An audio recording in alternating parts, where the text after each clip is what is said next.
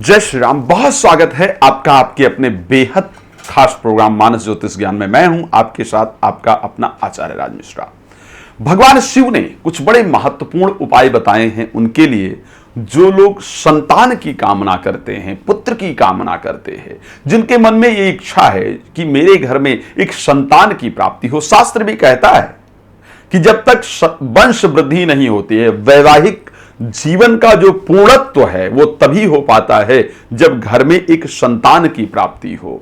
और आखिर वो संतान की प्राप्ति क्या हो? आज हम इंटरनेट पर सर्च करते हैं तो बहुत उपाय पड़े हुए हैं, लेकिन क्या कोई उपाय कारगर हैं? कोई उपाय ऑथेंटिक हैं? मैं देखता हूं, मैं सुनता हूं, कुछ माओं के दर्द को सुनता हूं, कुछ स्त्रियों के दर्द को सुनता हूं। संतान नहीं है, कभी यहां जाकर मत्था टेकना पड़ रहा है, कभी वहां जाकर मत्था टेकना पड़ रहा है, कभी इस ड्योढ़ी पर सर पटकना पड़ रहा है, कभी वहां जाकर के, और उसके साथ ये समाज नहीं जीने दे रहा है। क्या हुआ? संतान नहीं हुई। क्यों ऐसा हो रहा है कि संतान नहीं हो रही है?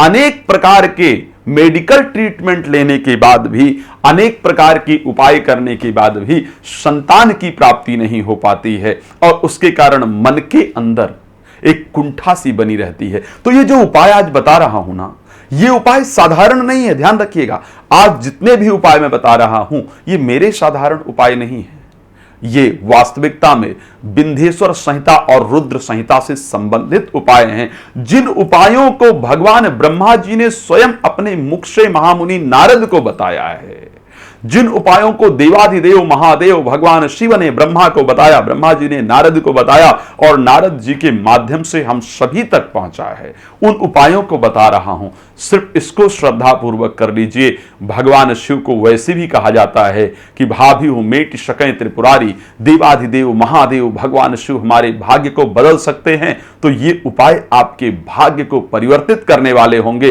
और हर उस मां के लिए जो पुत्र की इच्छा रखती हैं, या संतान, हर उस स्त्री के लिए जो संतान की इच्छा रखती हैं, पुत्र की इच्छा रखती हैं, आपकी मनोकामनाओं को पूर्ण करने वाला होगा। बस श्रद्धा से इसको कीजिए। तो क्या उपाय है? धतूरा बड़ा आसानी से मिल जाने वाला फल, शिव को प्रिय फल कहा जाता है ना। धतूरा शिव का प्रिय फल, और बहुत आसानी से कहीं भी झाड़ी इत्यादि के अंतर्गत मिल जाने वाला फल।